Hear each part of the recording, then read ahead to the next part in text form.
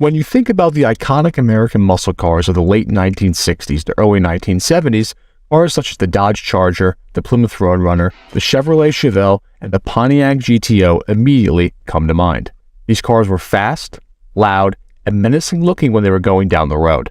These traffic light to traffic light street brawlers are synonymous with the generation of automotive history that is considered to be the glory days of the muscle car. But there is one muscle car that seems to have been forgotten by history, and that car is the AMC Rebel. Now, everybody knows about the Javelins and the AMXs that AMC built back in the 1960s and 1970s.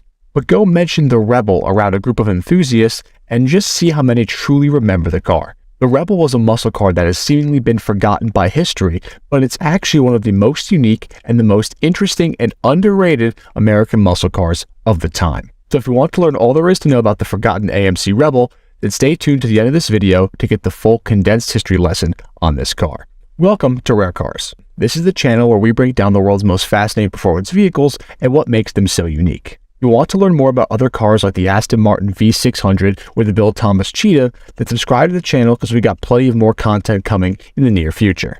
But with that out of the way, let's get to what you really came to this video for, the AMC Rebel, also America's forgotten muscle car. See, before the late 1960s, AMC was not a brand synonymous with performance at all.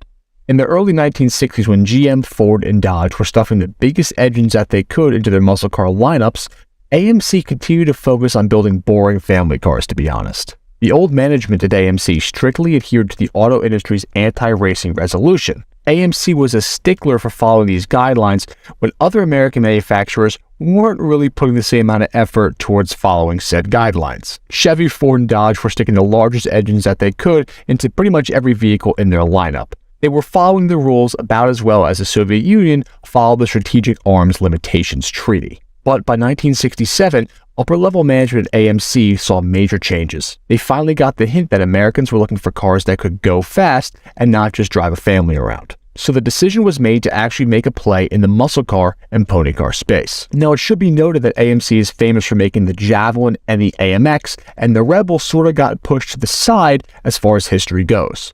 But in 1967, the AMC Rebel was officially born. Based off the four-door AMC Ambassador chassis, this was the first real muscle car offering from American Motors. The new squared-off design of the AMC Rebel, which was previously known as the Rambler Rebel in 1967, was a bit of a departure from the normal styling utilized by AMC. Now, when these cars first came out, they were actually criticized for looking a lot like other vehicles from other manufacturers. And when you compared the Rebel's styling to B-body Mopars like the Roadrunner or the GTX, you could certainly see a resemblance. Even though technically the 68 GTX came out after the AMC Rebel did, they are very similar looking vehicles. The Rebel burst onto the scene with offerings of a base inline-six motor, which nobody really cared about, and also the 343 cubic inch V8 for the full muscle car effect. The 343 cubic inch V8 was AMC's own power plant that pumped out 280 horsepower and a respectable 365 foot-pounds of torque. These were very respectable numbers for the time when compared to cars like the 289 Hypo Mustang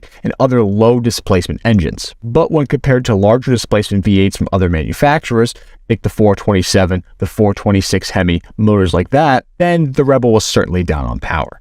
Strangely enough though, for a muscle car, the AMC Rebel had a few innovative safety features that were very odd. These included a steering column that was designed to collapse downward during a crash, and also a dashboard that was designed to be pushed back as far as possible towards the firewall, so their occupants could have as much room as possible in the event of an accident. In 1968, the Rebel ditched any mention of the Rambler name, as that branding probably hurt the car a bit more than it helped it. Having your muscle car being associated with family sedans probably wasn't the most innovative way to help sell the vehicles.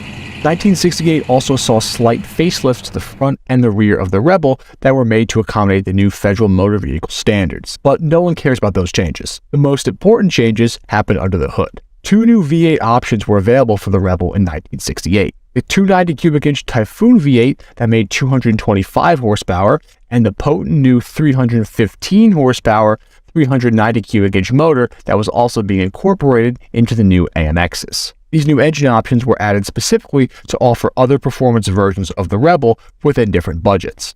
Into 1969, the model saw very little changes, but 1970 was quite the opposite.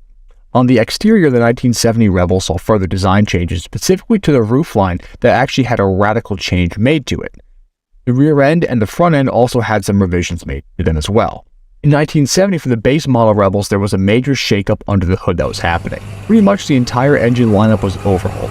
The standard 290 cubic inch Typhoon V8 was replaced with a 304 cubic inch V8 that made 210 horsepower. The 343 cubic inch V8 was then replaced with a 360 cubic inch V8 that made 290 horsepower, and the 390 cubic inch V8 now made 325 horsepower for the base models. But 1970 saw the introduction of the fastest and the most famous AMC Rebel, the Machine. The Machine was about as American as it gets, coming in its famous red, white, and blue color scheme. On the exterior, the Machine also got a huge air grabber hood scoop and a hood-mounted tack because, well, why not?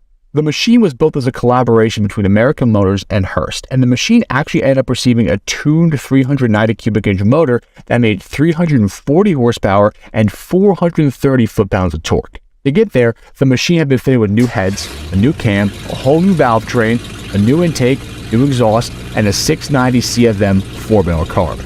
The stock Machine made 15 horsepower more than the regular 390 models, and all that power was put down through either a 4-speed Borg-Warner T10 manual or an automatic transmission.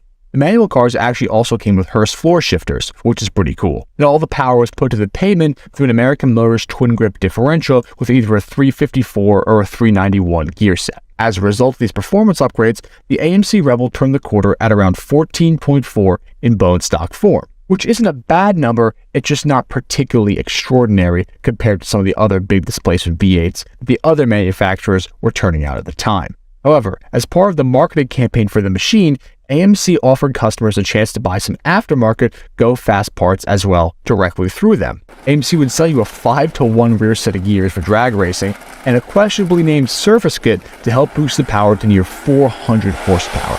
That's a 60 horsepower increase over the stock motor. The service kit also includes some various suspension components as well. These mods allowed the Machines to close the quarter mile in around 12.7 seconds when they were fully modified. 12.7 seconds in 1970 was actually pretty fast for the time.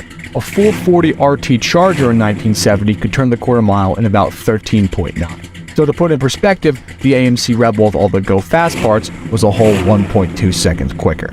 In total, 1,000 of the AMC Rebel the Machines were built in the quintessential red, white, and blue color scheme.